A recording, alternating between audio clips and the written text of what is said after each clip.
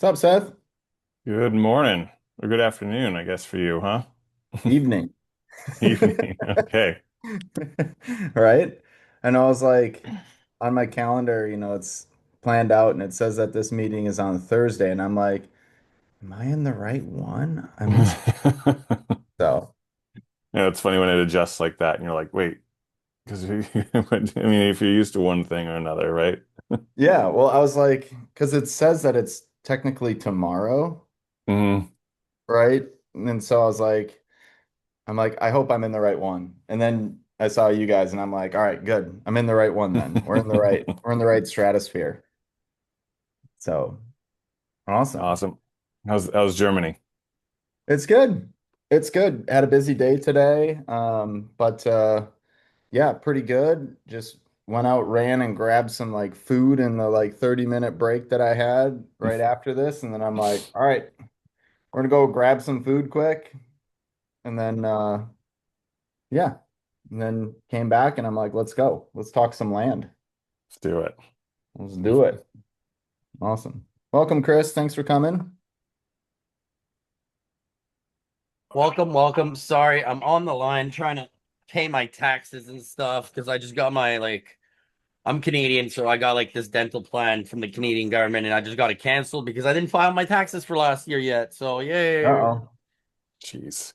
I also am trying to file my taxes on the Quebec revenue, but it's just not working. I love the way we Mm. have $1 billion website, but we're trying to file our taxes and it's just not working. It's literally, hey, the service is Mm. unavailable. And then you call them and they're like, we're sorry. Our volume of calls is too high. We'll call you back. It's And you're your like, Yeah. tax dollars at work. yep, Been there, exactly. done that. Hey, Been there, done that. So awesome. Well, cool. Seth, Chris, do you guys have any specific questions? I have a deal that I've been trying to sell for like maybe 100 years now already. Tell me A deal what that you you're think trying of to this. sell? Well, basically, I'm trying to wholesale it. My partner, my friend here, Ron, who's the seller, uh, Hmm. he's willing to do 50% down. He's willing to Okay. carry for 50% of the development as well. So this is like a multifamily development deal. I just posted it in chat. Okay. Oh, there it is, the CRA. 2 seconds. Sure. We'll circle back.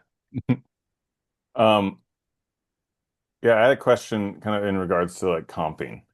Yeah. Um, Fire away, man. Let's go. Yeah, because I know that we've like you kind of outlined like a quick way with Pebble and that kind of stuff to Mhm. kind of see what the average prices and stuff. I've been looking in aside from like the orbit stuff, looking in Southern California here, there's a lot of action going on up in San Bernardino County, which is like a little north of LA. Yeah. Um, Victorville, Hesperia. Like in the last 6 months, there's been over 200 new build homes sold. Whoa. So Okay. 2025 and newer. So I've Okay. been reaching out to some builders and stuff, and I've kind of got some prices from a few of them. But in the areas that they're looking, the on-market stuff that's sold has sold from anywhere between like, it's like some of them are like 2 acre plots, 2 acre, plots of land, um, Hmm. from like 120 to 150 for those Okay. lots. Okay. And the For the two builder, acre. yeah, for the 2 acre, the builder's saying he'll pay 1 to 120 for it. And I'm looking on Land Insights, and a lot of the people have had them for a while, so they've paid anywhere between 20 and 60 for them. All So right. Way back when. if, yeah, some people have paid Hmm. 100, in the last couple of years. It Sure. does, so there's kind of varies, but Mixture. yeah, it's a mixture. So in looking at this area where the guy's like, okay, I'll pay 120. I'm like, okay, if I could lock something up for 80, 90, even 100,000 for the seller, for someone who's selling it, that could still be a good Mhm. payday on that. Yep. But anybody who's does a little bit of research, they go, oh, but I could get 150. But then the thing with that is like, oh, but they haven't yet because the opportunity hasn't come up. So there's this whole dance that you can do there, right? It's like, well, I Hmm. could get 150. Hmm. It's like, okay, then go put it on the MLS and try to sell it. Or I can give Yeah. you 80 in hand right now type deal. So in a situation like that where it seems like what they're paying is kind of in the middle of what the sellers are selling it for and then what the MLS is selling, what's going for on the Hmm. MLS, how would you go about like comping something in that area? or Well, conceptualizing that, I guess. yeah, honestly, I think you did a really good job because it sounds like you know exactly what everyone is like what the market is going for, right? Yeah. And what the seller, what the buyer is willing to pay for it, right? Hmm. In order to make their numbers work. It sounds more like it's just negotiation. Okay, so just be getting them on the phone and saying like, "Hey, will you take 75 for it?" Or maybe like start just kind of see, "Hey, will Yeah, you take 80, 85 for it?" yeah, Yes, no, and then kind of yeah, go from there. Yeah. exactly. And then, Okay. make sure that, if you have a seller who's or if you have a buyer who's willing to pay 100K, right?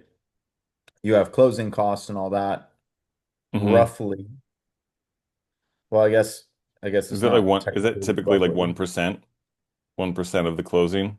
Um, What I is mean, that one typically? Like percent of what? a 1% of 100K is $1,000. Normally, it's gonna be a little bit more than that. Okay. Um, that also too, I'm not super familiar with California because sometimes Yeah. there are fees and whatever, and you can honestly you can even Call a call title the title company. company Yeah. and just be like, hey, I'm looking at doing a transaction here. What would be like the best? What would be like the best like price you can do on a transaction if I have a seller and a buyer and I'm just going to bring them together and we're going to close here, Yeah. with an attorney and see what they're saying. Most of those title companies also too will have attorneys that they'll recommend or whatever for them Hmm. to check closing costs. And then, the nice benefit is if you already have a buyer and you find a piece of land that's buildable and all good to go, it's a pretty easy connection to make, right? Yeah. Yeah. So that's what I'm working on a buyer list right now for this area. Hmm. Because since there's a lot of action going on there. And then in terms of like the marketing that you do, I know it's like you're not doing so much infill, but larger plots of land and Hmm. subdivisions and stuff like that. But on the last call, you said you're not too much of a fan of cold calling. So are you doing more direct mailers to people Yeah. Yep. So I'm using direct mailers and AI. and Those are AI? my Like, two but how through sources. AI?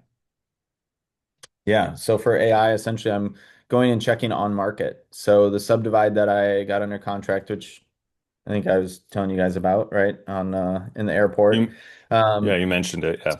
yeah, yeah. So essentially that one was found via AI. So I have AI agents who go out and look for certain buy box demographics, if you will, or a certain buy box, Hmm. and then essentially go out and underwrite it, and then comes and pops into my desk and says, "Hey, check this out. We think this might be a good match," or and kind of have like a few different levels of like how good of a match it may be. Hmm. Um, but yeah, so that's another one of my strategies moving forward besides direct mail, and that one because I can actively do it all the time. Yeah. And it theoretically doesn't cost me money. Obviously, like in AI, like I have to get a higher plan for Claude and whatever in order to be able to run it. However, heck of a lot cheaper than anything else, any employee or whatever, right? And I can have it run overnight and then make calls in the morning, right? Hmm. So I'm mainly using AI and then I'm also using mail. Gotcha. Okay. Yep. And cold calling, I mean, it's potentially going to be an option. I'm going to open that up to some bird dogs. So if they bird dogs or orbiters, if they want to do that, I have a better way now of getting lists um, with skip tracing. And so if people want to do that, my plan is in the next week or two to kind of open that up as well. Um, but yeah, that's really my main source is mail and using AI to find on market properties. Hmm. And with the subdivision you found, was that something that had been like just recently posted, or I mean, what happened with that one? I haven't heard the whole story. Like, you mentioned a little bit on Monday, but like, what was the Yeah. the backstory on that? Yeah, yeah, yeah, absolutely. I can kind of share a little bit more of the backstory. So it's an on-market property. It was on market. It was listed for 100 days. And yeah, it was overpriced as what it is, right? It was overpriced. However, it has road frontage on the southern border and on the eastern border. It's 30 acres. And so when I started looking at it and I go, okay, how can oh, okay, man, this looks a little bit high, price wise. But I'm like, it has road frontage on two sides. So that's a huge benefit, right? Because then I can cut it this way, north, south, Mm. or I can cut it east, west. And so essentially that's some of the criteria that I was looking for at the time. And went in and looked at county records, or not county records, county rules for minor subdivides. And I was like, oh, okay, this isn't quite exactly what I wanted. Because ideally, I want admin approval where they just has to come across their desk, they stamp it, and then they can move on. Well, this one requires two meetings in person. Mm. So for most land investors, that's totally going to deter them because they don't live close or whatever it is, right? So Yeah. I'm a car ride away. It's a longer car Mm. ride, but I'm a car ride away, and I can certainly do that. And I was like, okay, well, if I can make the numbers make sense, we'll go after it, right? And so started a little negotiation back and forth and whatever. And the realtor was awesome. John, he's been awesome. He even told me he was like, yeah, the guy's a investor. He has a whole bunch of different properties. He's getting older, so he kind of wants to empty his portfolio, XYZ, and he goes, I even told him he should subdivide it himself and then go, sell them off. He'll make a lot more money for it. And he just didn't want to go through the hassle of it. And so I was like, Like okay, bingo. There it is. cool. Bingo. That sounds Yeah. good. And then secondarily, I mean, he was very, very nice. He is a super nice guy. He was like, yeah, I'd divide it this way and then that way. And, somebody tried to divide it before and it didn't go through because of this commercial zoning, but now that's not commercial zoning anymore, XYZ. I mean, he was telling me like the whole story on the property. Hmm. And so, anyways, I ended up making a seller finance offer, where it was about 30-ish% down. The rest was a Mm. seller note, on a 12-month balloon. And the whole deal was subject to a minor subdivide going through. Yeah. So if the minor subdivide doesn't go through, deal's off. Feels Don't have to dead. worry about it. Yep. Because I am paying technically over as is market value, which is another metric that a lot of land investors won't go over because it's super risky, right? I mean, if I was to buy it over market value and the subdivide doesn't go through, you're kind of hosed, right? But because you have the clause in there where you can walk away, it Yep. makes it worth it. Yep, exactly. The spread is still there. And also, too, there's good risk mitigation in there as well. Terms. That's why. Terms, baby, Yeah. terms. Yep. Yeah. And the seller's happy because he's getting more than what he would get, right? Hmm. If he was just selling Hmm. it as is, And it's been right? So sitting for he's a while, happy. so Yeah. And it's been sitting for a while. And so he's happy because he's getting more than what he would get, right? yeah. I'm happy because there's enough meat on the bone for me to make a profit and for it to be worthwhile for me doing, right? And so it helps really both parties, and he just wants to kind of clear out his portfolio. So my goal is hopefully then we'll get a few more of his properties down the road to potentially sell or subdivide or whatever that may be. Are you gonna use So that agent also kind of to win-win. help? Are you gonna use that agent to help sell off the subdivides as well? Or are you gonna, Yep, yeah.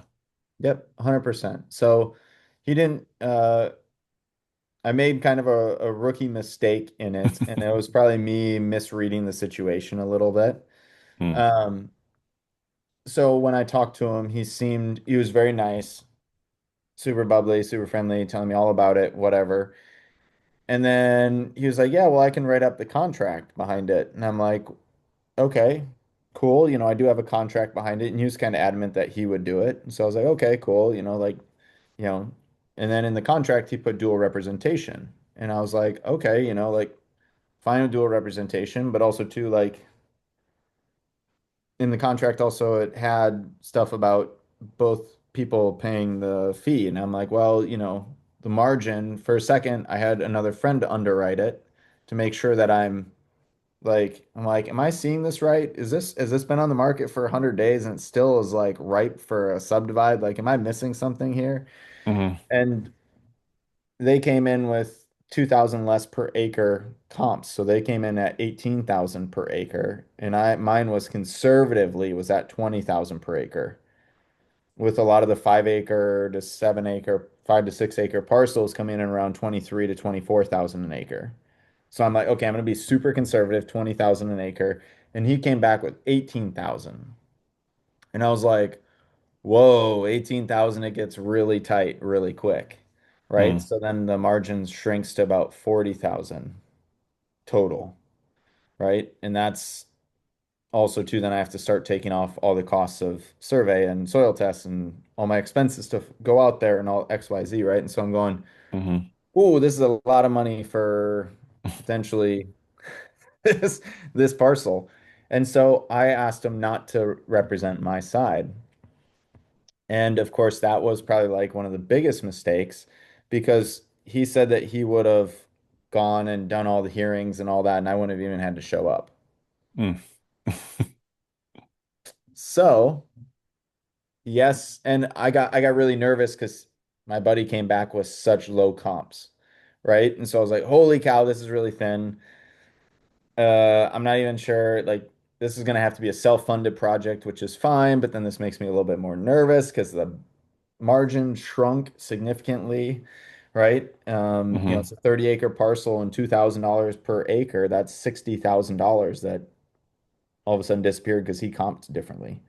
So Yeah. I was like, whoa, hold on 1 second. So I'm like, man, I need that extra 12, 15,000 from the agent commissions in order to make this actually like work. And so I hmm told him no. And then essentially that was a whole mistake because then the dynamic of everything kind of flipped. He was still very nice about it. And he was like, yeah, you totally messed up. And I'm like, you're right. I did totally mess up. He's like, I would have even cut the hayfield for you. And I'm like, now I got to pay a farmer to cut a hayfield. Sam, you dummy. Um, so learning lessons for sure Yeah. is that if an agent is there, just pay him the damn commission. I will probably, I told him that I want him to represent me on all the transactions afterwards. So he will get probably $40,000 from me just from those transactions, which is hmm totally fine. I mean, dude, you do your thing, dude, and all I have to say is yes, like sounds great. Like Sure. I'm all game for it. And the other commission was 12,000. So, at the end of the day, I had a third and a fourth person run comps on it, and their comps came back similar to mine. And that's when I realized that I made a huge mistake and not Mm, just, looking back at it, I would have paused sending my email a, for a day, for like mm. 24 hours. Yeah. Instead of freaking out and just sending the email right away, I would have paused for 24 hours, had my other two friends comp it as well. They came back at the same comp, being like, okay, three of us are on 20 plus per acre, and you're on 18. Like, don't think your comps are quite right, or maybe we need to adjust that or whatever. And so, and then I would have just paid him the 12 grand, right? I would have just been, yeah, sure, dude. Like, I don't have to go down there. I don't have to travel down there, whatever. Fine. You're going to cut the hayfield. You're going to cut the weeds down. Like, have at it, dude. Absolutely. Like Yeah. 100% worth the 12K. I'll probably, I mean, I will still save money on it, right? It'll probably cost me about $5,000 for all my travels back and forth and cutting the hayfield and all that stuff. But oh well. You live and you learn. You live You and you rented. learn. Now I got to show up at these meetings and go talk to him. He said that he'll still come to the meetings with me Oh, and nice. Okay. kind of help me, yeah, help provide some backup in it, make sure it goes through. He actually even sat on the planning and zoning committees and the tech committee prior. So he's like, I know exactly what they're going to pass and what they're not. They said that they didn't want commercial, and so that blew up the first deal. That, the guy tried to sell it in the first time, and they wanted something hmm commercial, and they shot it all down. So the deal fell through XYZ. And he's like, okay, you didn't want commercial. This guy's subdividing it into smaller parcels, but it's going to be residential. You can't tell me that you're shooting that down too, because now what do you want? Do you want commercial or do you want residential? You guys said that you wanted residential when you talked to the commercial guy.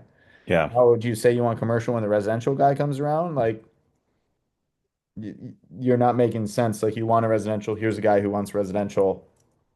Make it He's happen. not putting 50 houses on this piece of land. Like, what more do you want? Yeah.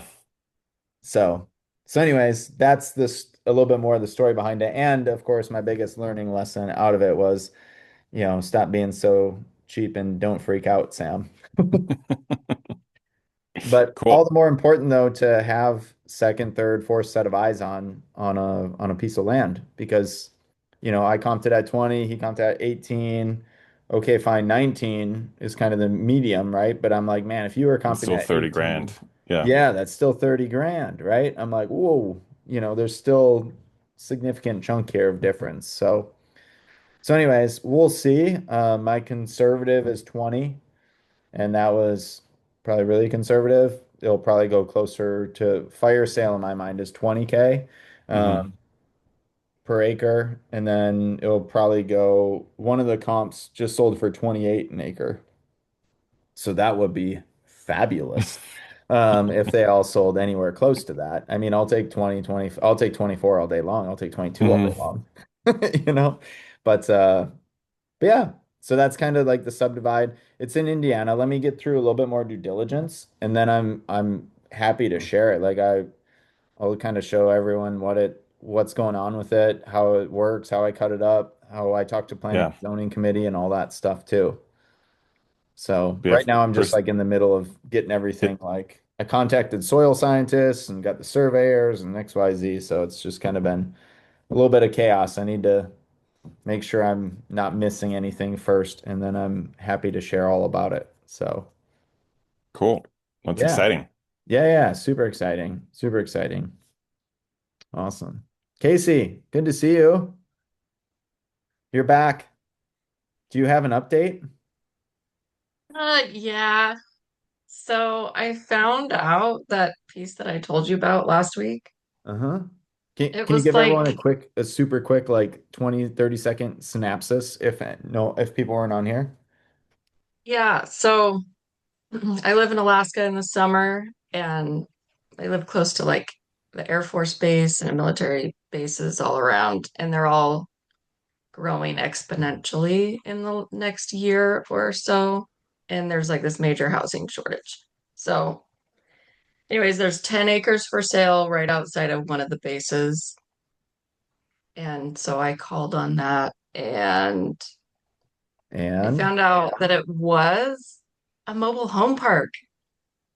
really? There's like old stuff there or something. Oh, So I don't, that's like a deterrent or I don't know. So I'm still trying to figure out if I can get city water hooked up. Like I'm waiting to hear back from the city. what was it? What were the mobile homes on septic or were they on city utilities? Do you know? No, it's all private. It was all wells and septic systems. Okay. Since they there's nobody there anymore, the city has come in and put in city water, but I it's not on the property, Just so I'd have to hook adjacent to it. that Okay. up. Yeah. Okay. I'm waiting to see if that's a possibility. But it's like there's these old it's weird because the listing doesn't say anything about it. Like I pulled it up on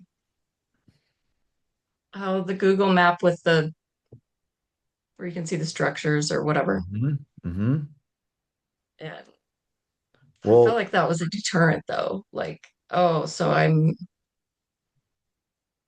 there's like the cost of getting all the old nasty stuff out of there. okay. So I'm gonna challenge you on cost of deterrent on this, Okay. right? Because one thing that we look at, myself included, and obviously a lot of other people who invest in land, one thing that they look at is val potential for value add, right? Yeah. And you mentioned there's a huge need for housing, right? Yep. How likely is it that the people who need housing would move into a manufactured home, aka mobile home? If it's is it temporary housing or full time, like they're gonna move there and stay there housing? It's temporary. So it's workforce, like Well, I mean, they're military. stationed there Military. for 2 to 5 years, depending on, Okay. So longer term temporary, if you will. Okay. yeah.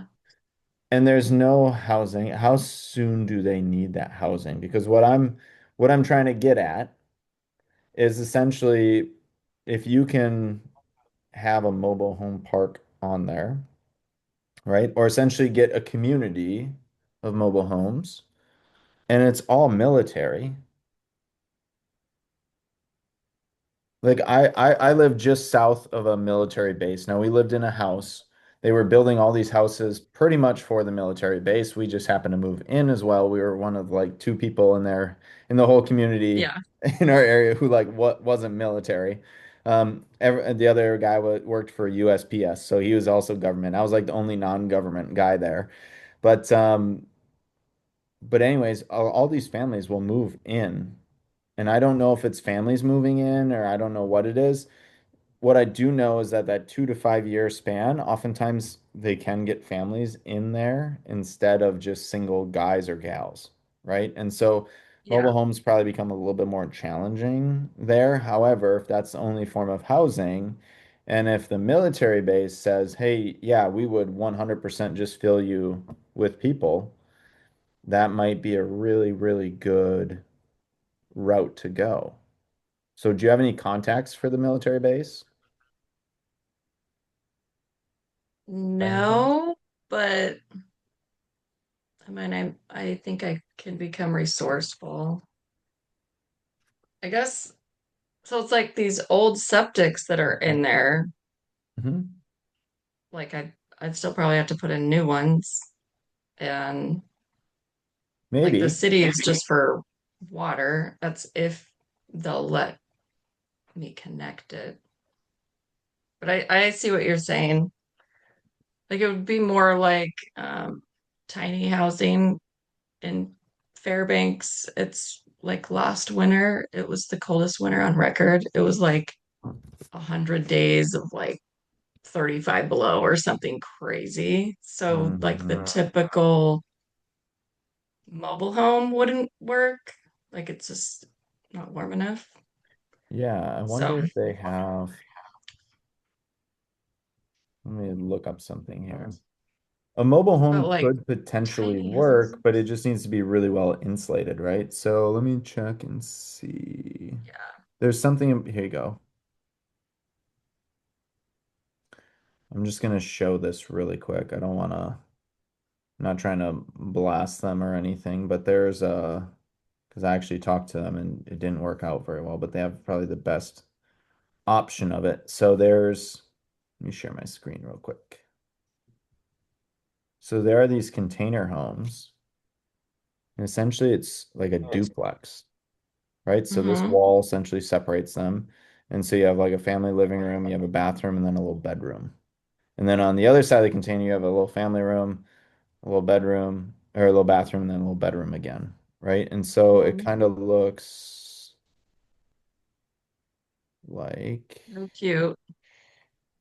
yeah, I mean, they're here, let's see if this Those can are kind of get cute. to it. But essentially they're just like a little container.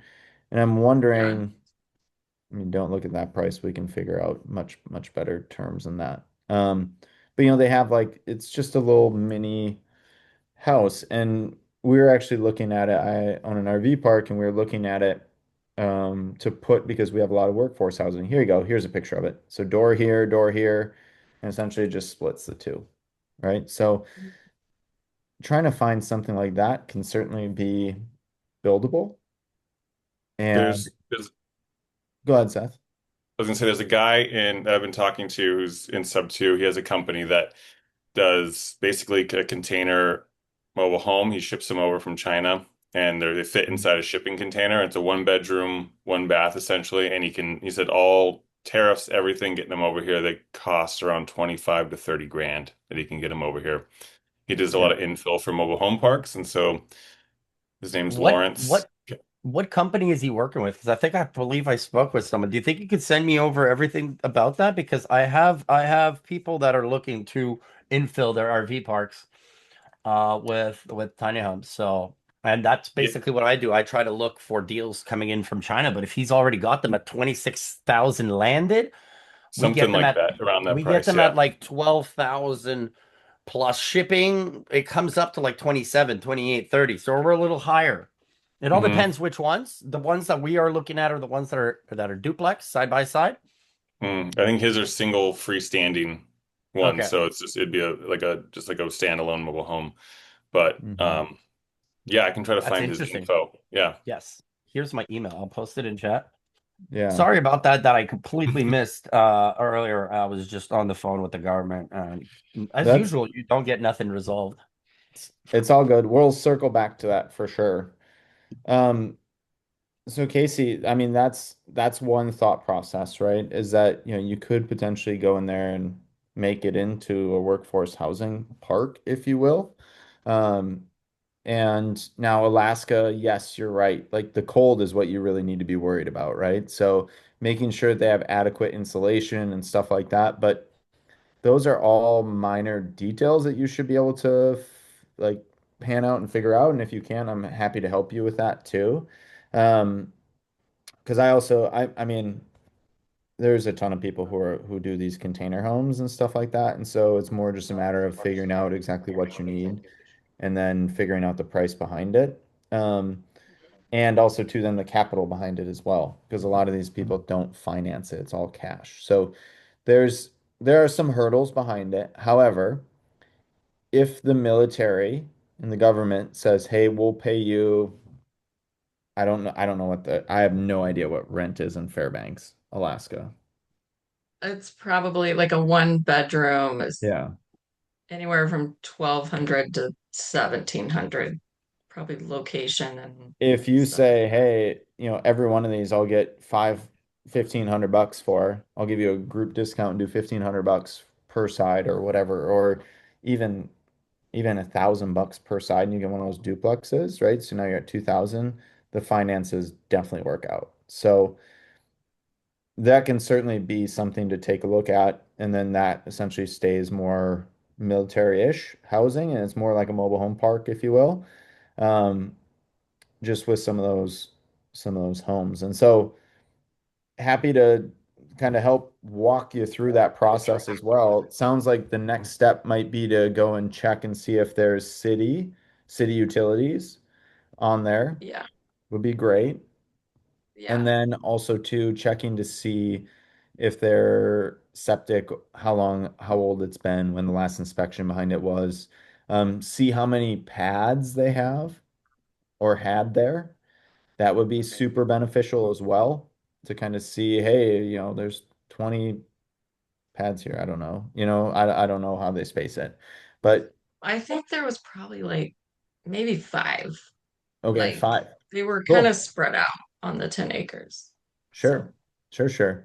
So depending on how the septic is, right? If you need to install just a whole new septic, then I mean, then you can go big or go home if you want, right? Otherwise, if the septic is good, then maybe you try those 5 to start with and see what the density of housing is and kind of go from there. But I think that the nice thing is more than likely it's probably already zoned for multifamily, aka higher density housing. it's like I think it's just general use. Like Okay. it sounds like it's pretty broad because I think I looked Well, at it might the, be Alaska, it might be kind of broad. Yeah, yeah, whatever you want in there, it's fine. yeah, Yeah. yeah. But Okay. I mean, that might be really good. Did you talk to them? Was it off market or on market? I'm forgetting. On market. So it's been on market since like April. So it's Okay. been like 3 or 4 months, something like that. So it's been a while now. Okay. Yeah, and they've dropped Awesome. the price. It was like at 190, and I think it's at 160 Okay. or something, Sure. something like that. Good. And you talked to the agent? I talked to a agent. Like I called the agent, and he doesn't like to talk to buyers, so he handed me off to one of his other people. Oh, that's weird. Okay. Like Whatever. of the seller, I don't know. He wouldn't talk to me. So Okay. so the other guy didn't know anything about it. He's like, "Okay, I have all your questions. I'll figure it out." So, Classic. Classic. yeah. Okay. Classic. All right. Well, that's kind of I would try and ask when did he say that he was gonna like email you back or something like that? Yeah, yeah. Yeah. I'll probably hear from him today or maybe tomorrow or something. Okay.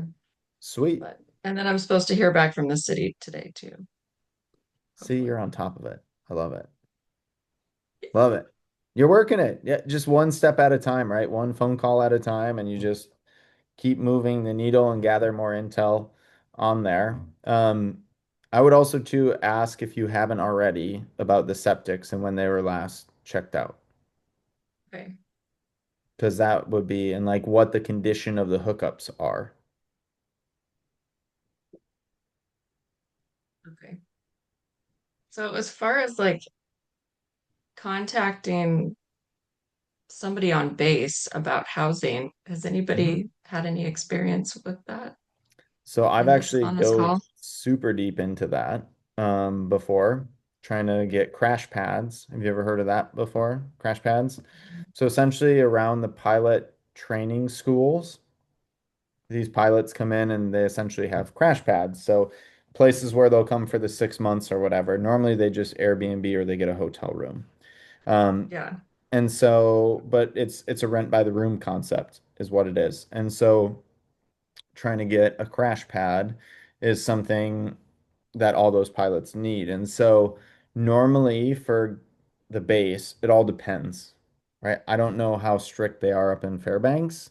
I imagine it's probably fairly strict because it's somewhat close to other countries that uh, we're not the best of friends with right now, I guess.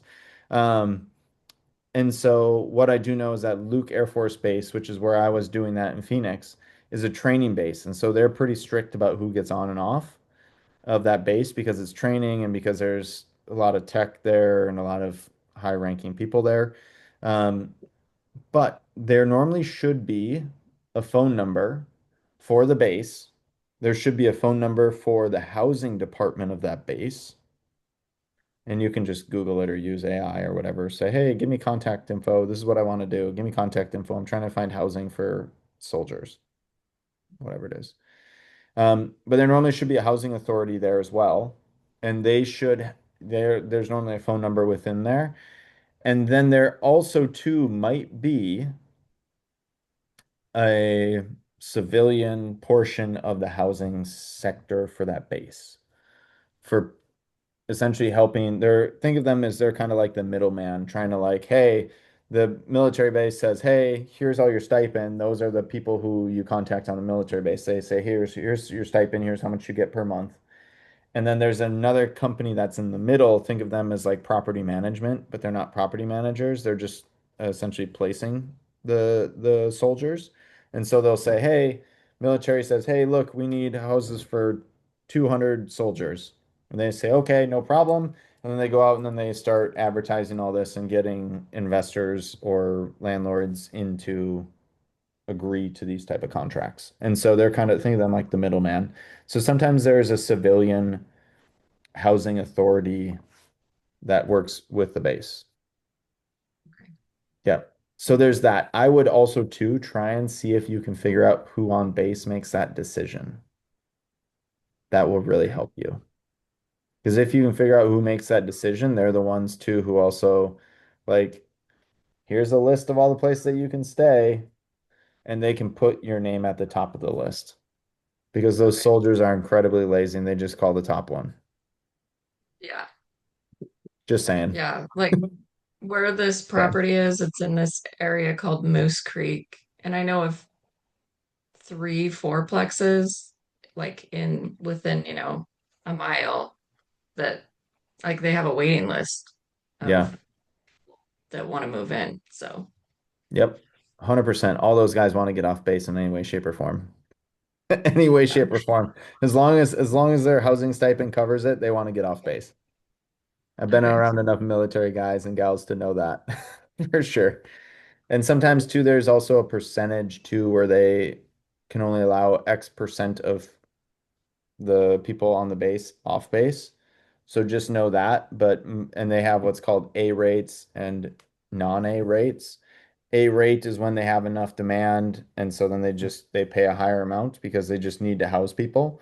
Non-A is when they have kind of like, well, we have a bunch of openings still on base, but we'll allow you to go off because it's technically like in your rules that you can go off base, but we're not going to pay as high. The thought process is that then the soldier would have to chip in a little bit of their own money if they really want to stay off base, but that doesn't always necessarily, happen. Yeah. So, but that would be Okay. something to take a look at as well. But that's diving deep into the weeds. First, go and make contact with somebody there, and then figure out how they can get on, how you can just talk to somebody and say, hey, do you have a need for this? If theoretically, if I was to do this and I was to have, you know, 15 tiny homes or 10 tiny homes on here and they're duplexes, so I could have 20 soldiers, do you think soldiers would want that? Do you think they'd fill those up? Would you fill those up? And you'll know by how they answer if it's a thumbs up or a thumbs down. If it's oh my gosh, that'd be amazing. We have such a need. Okay, great. That's like two thumbs up. Or if it's like, well, like, yeah, we do have some need, but there's not as much. You're like, okay, probably not, is it worth the project then? Then you got to really think about it, right? Yeah. But Okay, yeah. that's good. Yep. That Awesome. sound good? Yeah, I have homework this week. Perfect. We're gonna figure this out, Casey. This is gonna be awesome. I love it. Okay, Love it. awesome. Thank Doing the you. thing. Keep going. Keep going. Okay. All right. Awesome. Chris. What's up, Sam? All right. Give me a rundown here of this deal we got here. Okay, yeah. Don't be shy to put that video. I made that video, by the way, out of AI stuff. Nice. Yeah. So basically it's $141 million project. Uh, Okay.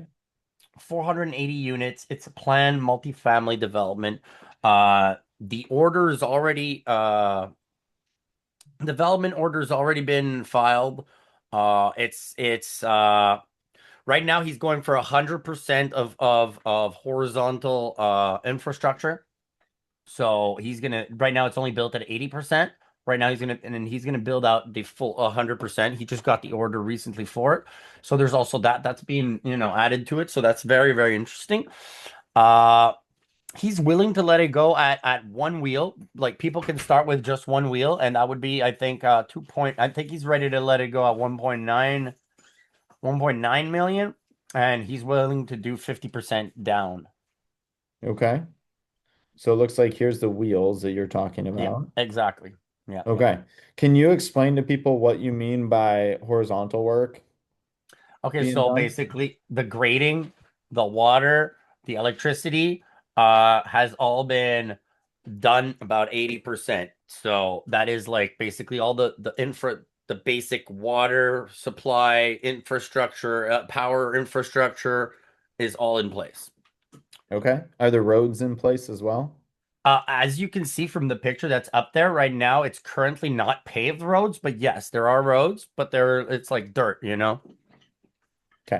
Got it. And so how can we help on this? What are you I what do you mean, need? let's see if we can try to wholesale it. I would love my partner Ron, the ones in the back there, the four wheels in the back. He wanted to keep them to do a hospitality kind of thing. Yeah, those four wheels in the back. He wanted to do some hospitality thing there, and maybe turn those into luxury little mini hotels, Airbnbs, Okay. because he does have access to, as you can see, through the wetlands. All that is protected territory, but he has Very well. access to the boardwalk and the mangrove island where he's going to put a marina and a helicopter landing spot. So originally we had the idea that we had approached Louis and a bunch of other people to create a Jewish community. My partner Lola has kind of just like gone incognito on me. She's the one that got me into Sub 2, but she like disappeared. Literally has disappeared in the last month and a half. We have a bunch of properties under contract that I don't know what's happening with them. So this kind of is falling through. Just wondering if maybe, there's something here that we could work on together. This is basically the biggest land deal I got, but I got a ton of other stuff too. A lot in Florida. Uh, I even have a buyer here from Montreal that's willing to sell his land in Florida. I'm just waiting to get that information from him. But yeah, Okay. that's pretty much the deal. All right. Let's see here. Okay. So, first thing, and I don't mean this in a bad way, this is the only map. Otherwise, I have no idea where this is. So I don't Yeah. mean to be mean, Chris, but that's an issue because Okay. if I come here and I see this and I go and I can't see exactly where it is, right? Like by protected by the barrier island, okay, Sanibel and Boca, okay, I have an idea of where this is, right? But if I can't see it right away, right? Lee County, Florida, okay, I'm getting a little bit more, but I'm really having to dig, right? And I don't Okay. mean that in a bad way, but when you're dispoing, the name, the address, especially if it's under contract, it should be all over the place, right? I should be able to see it right away and know exactly where it is. And then having a little bit of a snapshot on it too would be, I think, super helpful. Like this project overview certainly helps. And just figuring out Okay. like who this is for would be very helpful, right? Like put yourself in a developer's shoes, right? Now they obviously know a little bit more of this type of area. Mm-hmm. And that sometimes can be super hard, especially when it's like a super complex project like this. Like there's a lot of moving pieces in this puzzle, Oh yeah. right? The other piece of it too, for $141 million, when somebody sees that, they're going to go, so is that the cost of the land? Or it says total cost, land infrastructure and vertical construction, but what's that based off of? If I'm a developer, like how do I know that that cost is accurate, Okay. right? So, and take this all with a grain of salt, right? I'm not trying to tear this apart, but I want to try and be as helpful as I can in pointing out things where I'm going, okay, land cost 21 million. I see that. Okay, great. Infrastructure cost here. Okay, fine. 100 million. Okay, this is on there, right? 19 to 23 million, 21 million for the land.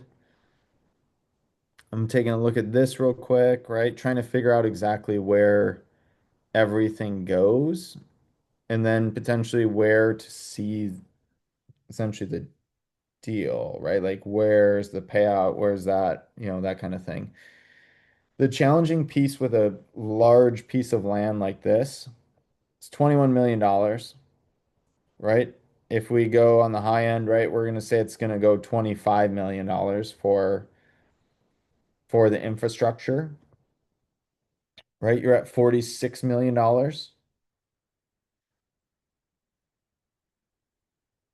That is a different buyer than somebody else who's potentially developing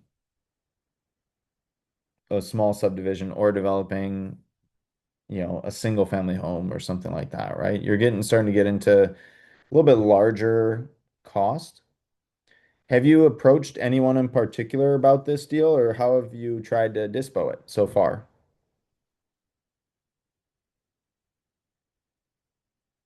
Oh, you're on mute here, Chris. Is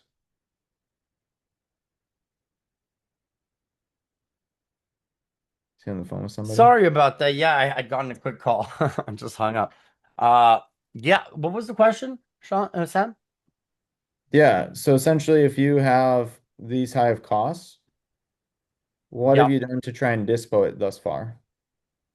I've just been trying to approach people that have been doing lots of land. I sent it over to Ria's team. They said that they don't really work in that area.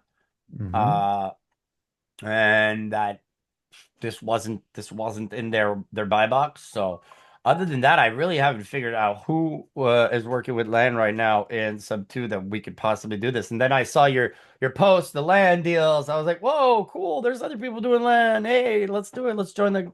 And Hmm. I haven't had a chance yet because I've just been consistently always doing something every time I missed it. So I was like, okay, I'm not gonna miss it this time. I'm gonna bring it.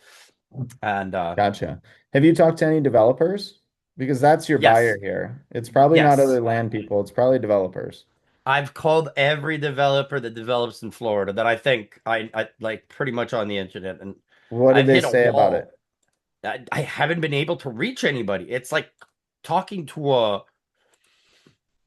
yeah, it's like they're in an airplane and I'm trying to like signal them. It's impossible to get in touch with these builders. Hmm. Okay. I've had big difficulty. Gotcha. Okay. Like, you're obviously trying to call them. Have you tried to Mm-hmm. email them? Yep. I tried emailing them. I Because the sent, developer should be able to be reached. right? Like I've called some of the biggest developers and they're not reachable. It's like a number that leads to something else that is just like leave a message and we'll get back to you. And you're like, oh, okay. What's the name of one of the developers? Oh, wait. Oh, that's been a minute. It's one of the biggest developers in Florida. Well, Forgot the let's name. start here. Let's try and find something. Where in Florida is it? In Naples. Well, it's Pine Island, actually. Pine Island. It's the villages of Pine Island. Okay, so Pine Island, Florida. Let's see where that is. There's so right outside of Fort Myers, which is Lee County. Why won't it show me where it is?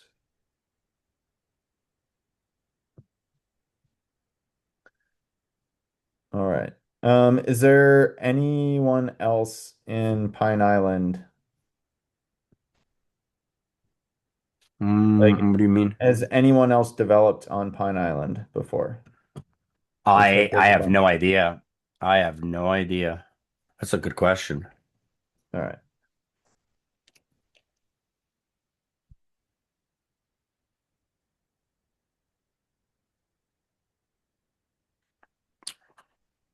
All right. So here is all your Pine Island people. All right. So these are lots for sale in there, right? 6,000 square foot lot, 7,000 square foot lot. All right. Damn, they're expensive. Mm-hmm.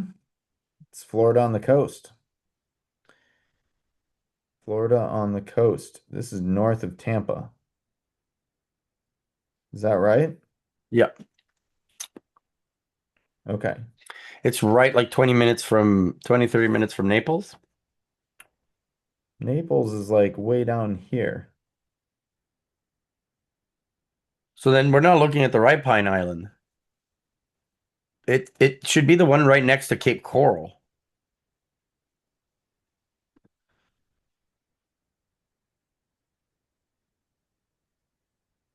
Is there two Diligence of Pine Islands? so looks like.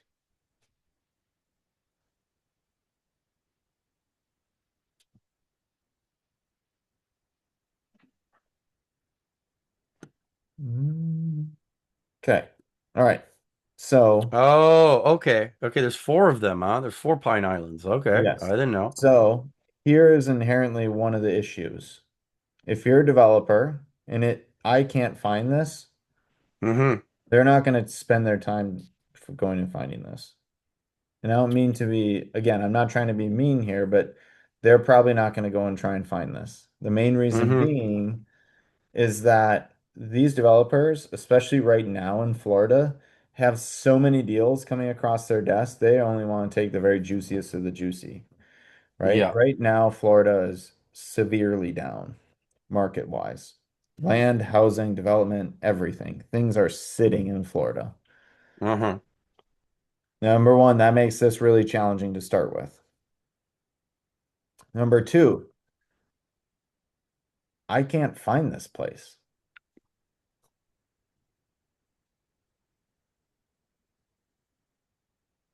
Village of Pine Island, Captivas, Sanibel, Boca Grande, Lee County. I know that's in Fort Myers, but like when I go to a map,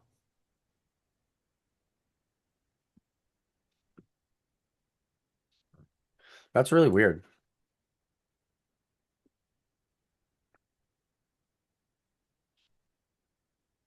Fort Myers, Florida, right? You said it's right outside of that, between Naples and Fort Myers.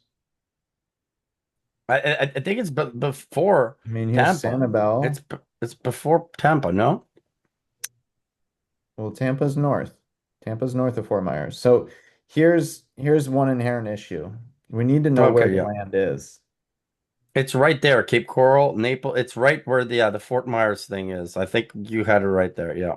Okay, so here's Fort Myers, here's Tampa, and here's Naples way down here. hmm These So are all Pine very Island, different areas. yeah, Pine Island is right there where Sanibel is. I Okay, think it's so that what you see there. Yeah. it's by Yeah. Sanibel here, There it is. Pine Island. There it is. Pine Island centered. right here. Pineland. Yeah, that's exactly it. St. James City. Okay, all right, so here's where we're at. Okay, there's also going to be a few other challenges with this. And the main reason being is that Fort Myers got hit with some crazy hurricanes. I know. So did Pine Island. This Right. whole like area got like really brutally messed up. Yeah, correct. My mom lives over here. She lives Oh right here. no, I hope she's okay. Oh yeah, she's fine. She was fine. She's 6 to 8 miles inland, so she's okay, right? The challenge is once you get out here, like Sanibel got totally leveled and hasn't been rebuilt. Yeah, And that was exactly. 4 years ago. hmm Sanibel, which is like historically known to have absolutely beautiful homes. I mean, they're still in lawsuits over development and everything around that. Pine Island in here, right? I'm sure there's probably some really nice homes in here, probably some really cool areas.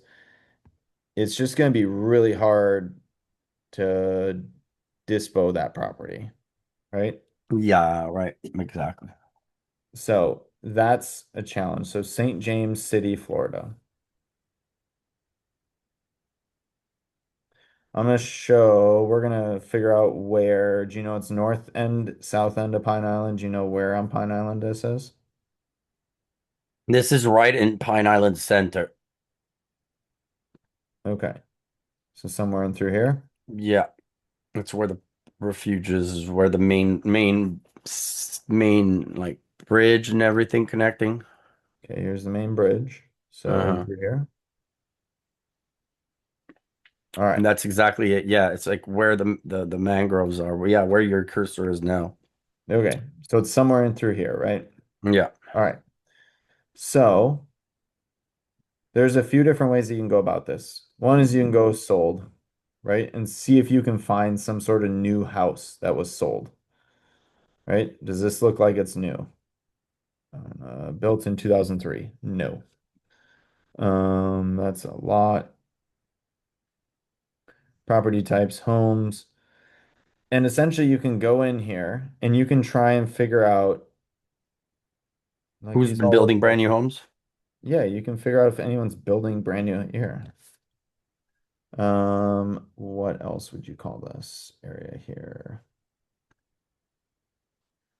Is that St. James? No, Yeah, Bookakee. it's St. James. Oh no? So Booklia.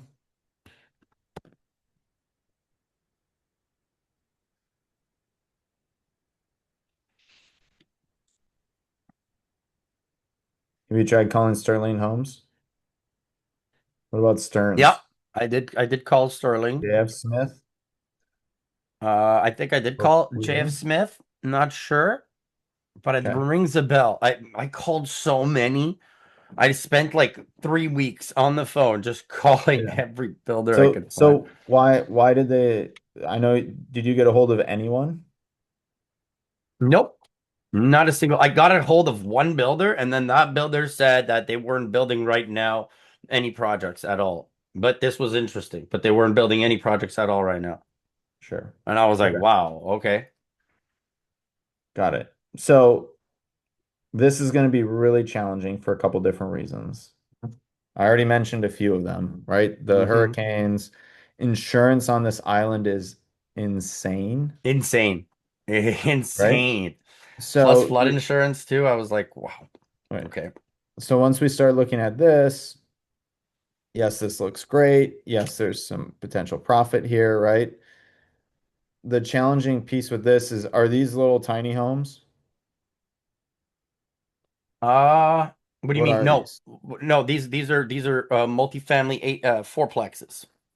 Okay. Is there demand and need for those in the Yes, area? there is. That's why it was originally established, but he's been at it since before the hurricane, and that's when the demand was really high, and then after the hurricane, the demand was not as high. Right. Right. So trying to think of a way not to break your heart here besides saying this is next to impossible to dispo. That's that's what I The thought. main reason being is because no one's building there, right? All the Hmm. houses, most of those houses on those islands are going to be more premium, I would imagine. Would people potentially want these? Yeah, potentially, certainly. But why wouldn't a developer go and build this outside of a flood zone? Like, I know that there's, like a boardwalk and stuff like that, but like, who is this target like buyer? I couldn't figure that out. Somebody that's very eccentric that doesn't care about their money being put into a hurricane, like it's my first land deal, and it was kind Sure. of like led me into this vortex of like, how do I dispo this? Yeah, well, dispoing something like this is super tough. Super tough. So just Super tough. know that right off the bat is dispoing something like this is extremely challenging because it's a massive project, it's a massive deal. If you don't know the details inside and out, a developer's not even going to take a look at it. Yeah. So if like you need to be able to be like, yep, look at right here. Oh, and by the way, too, did you look and did, well, this area of Pine Island, Bucalia or whatever it is, has, X% of growth. And, then when I go up and, look at all these houses that are being built here, it looks like there's a lot. And then when we look down and we go further down here and then, south of the island in St. James City, this much demand is there. Like knowing those statistics and knowing everything around there I think we're is closer to going to be St. James City. I think it's like off the main street and going down. But I think it's where the Net Pine Island National right. Wildlife Refuge is. It should be Right. around there. So, right. So my point on this is that you need to know exactly where it is. You need to be Hmm. able to go, oh, nope, it's right there. No, a little bit, yep, right there. And you need to be able to drive me straight to it. Because as soon as a developer goes in here, are they going to trust you with $21 million dollars if you can't even tell me where it is? Yeah, yeah, right. I mean, I don't mean to sound mean, but I like, have the exact address. It's the 1,500 Villages of Pine Island. So that's the exact address. Let me see. 1,500. Villages of Pine Island. Yeah.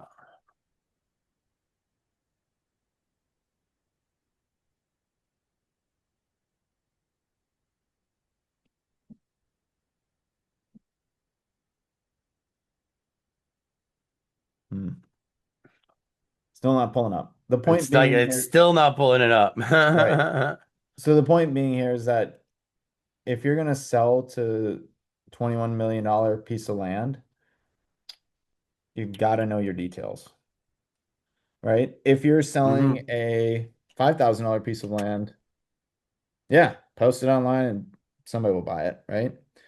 But when you're getting into 21 million, you're talking bigger money, right? If they're going to Yeah. put in $24 million to develop a piece of land, you better believe that they're going to be smart, sophisticated, a good negotiator, and they're going to demand a lot of details out of you, right? And that's not to be a bad thing, right? Just know that that level of detail that they're going to go into, you need to be able to match and answer questions on. Yeah, it's in St. James City. 1,500 Villages of Pine Island is the address.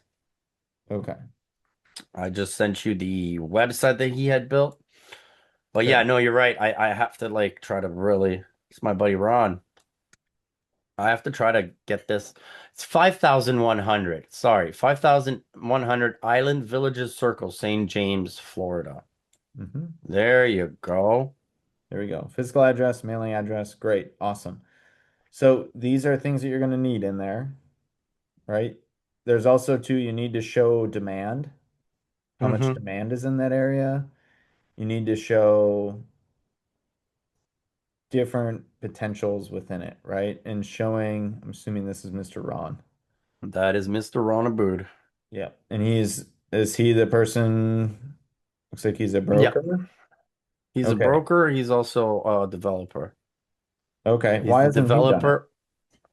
Uh, he's got $3.4 billion in a trust that he can't really touch. And he's been trying to, well, right now, that's it. He just went out and got some more money out so that he could finish the infrastructure completely at 100%, the horizontal infrastructure. So Why doesn't he go vertical with it?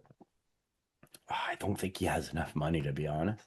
He's a billionaire that's like trust fund kid. So Yeah, the, but the, you don't think he has the, money somewhere or somebody or access to it that he can loan against it or has a friend who wants it? don't know. I know that Yeah. it's not completely his. He's working with a partner who's like he calls him the ancient shoot. Just this really, really, really, really rich person. I think he owes him money for this. So Got it. Got it. So this is going to be really tough to dispo on it. I would say if you're really like still looking at trying to do it, yeah. you're going to need to know the details in and out. You're going to have to be relentless with calling builders and following up on it Mm-hmm. and know all the stats and statistics around it and the numbers behind it. Make sure that this 19 to 23 million number is very accurate, right? Like knowing and because if you're going and pitching this to somebody, right, they're going to have a lot of money into it. You got to have the details nailed. Yeah. Yeah. So Definitely. that's what I would look at in terms of that. If you really wanted to go further too, you need to talk about entitlements, what's all been done. Now you have an impact fee here. Okay, great. Do they need to do any wetland mitigation on it? Nope. All done? All done. Yeah. Sweet.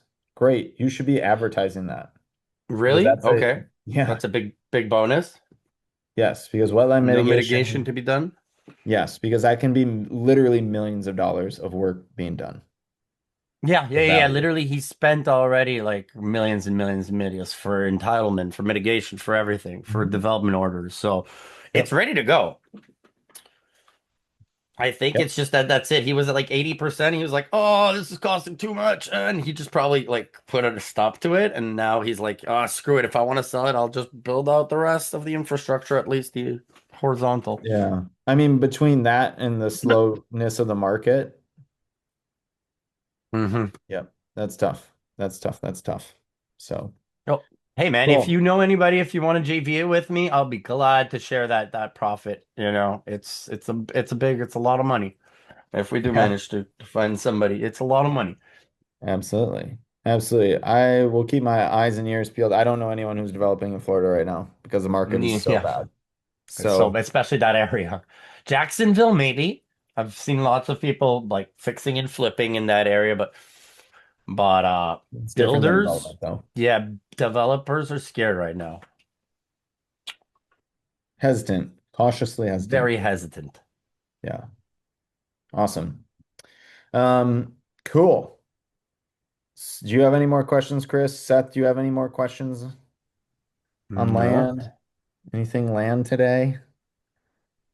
I was just gonna like when it comes to like an assignable contract, like did you just look up like a local real estate attorney to review something like that for you, just to make sure it all check? Because I got one up on Claude, how to design one for me, to make sure that Mhm. it can be assignable and feasibility, Mhm. so you can back out at any time type thing, Um, but just, in terms of getting it all double checked and everything like that to make sure it's all actually legal. Yeah, yes. So a couple different things you can do. A lot of land investors will just fly by the seam of their pants. Throw it in there, and if it works, right? Sure. Because I guess As you get it into is higher kind and of like higher a dollar value contracts, then obviously you want to be more sure that you're secure, right? mhm, So, I drafted one up on Claude. I hired a lawyer to take a quick suit, like real brief. I have a few friends who are attorneys, so I sent it over mhm, to them. Hey, do you have anything that you would change on this? XYZ. Made the yeah, changes, and then I also still sent it off to a local attorney and said, hey, can you check this and make sure this is, I don't want to call it airtight, but make sure that this is a good contract. They might charge you a couple $100. They might say, I'll just review it for free, whatever. It'll mhm, take 10 minutes of their time to read it. You know what I mean?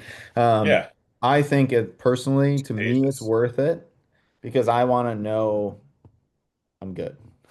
Yeah. Especially too, once you start getting more and more like higher value contracts, right? Like I'll give you an example. The very first contract I got was a direct to seller.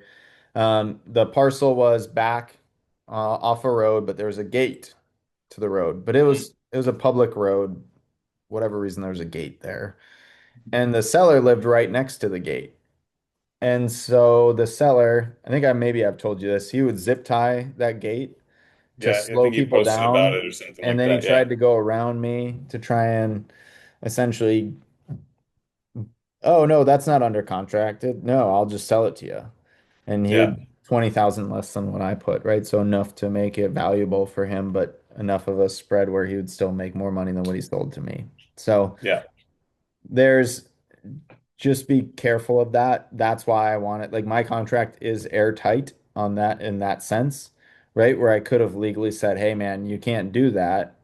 Like you have to legally sell it to me for this price now because you agreed on this and this is in writing and blah blah blah XYZ, right? Sure. Versus if it's kind of wishy-washy, right? You can kind of bluff and see if they'll bite.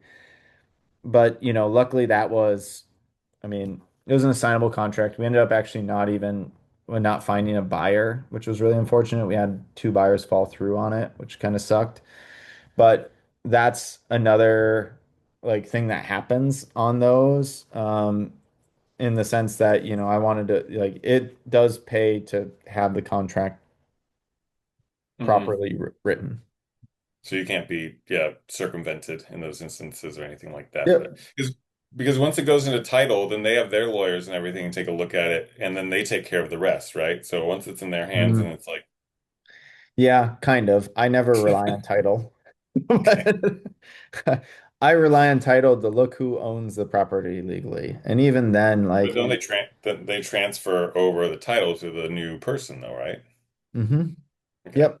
But I mean, even that, like, even sometimes, you always get title insurance. It's a few extra $100. It is totally worth it because titles get messed up all the time. Hmm. So Okay. just kind of something to note as well. Like, definitely get title insurance. And the title company should have title insurance um, Hmm. with them just to make sure. Because if the title company transfers the title and the deed and it's yours, but the title wasn't actually with the other person who you had previously, right? Now you're like, ah, crap, Yeah. you know? So now you're kind of in trouble on Yeah. that sense. But And then are you doing any developing as well with land, or are you just trying to sell off, like subdivide and sell off? Because I found a parcel in Tennessee, talked with a realtor. It seems interesting. It's a 3 acre parcel, it can be kind of chopped up. It's in Johnsonville, no, sorry, it's in North Carolina. Johnsonville, North Carolina. Um, okay.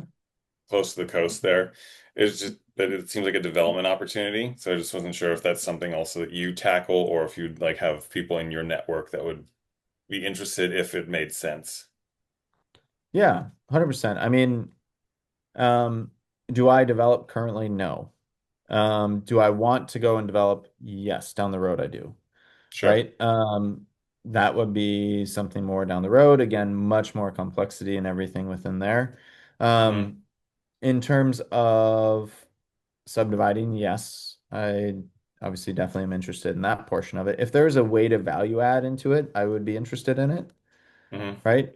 because you can go multiple different ways for value add, right? You Hmm. can bring a driveway in, you can bring city water and sewer, you can clear trees. I know we've talked about that a few different times, right? So there's a lot Yeah, of different ways that you can value add to it.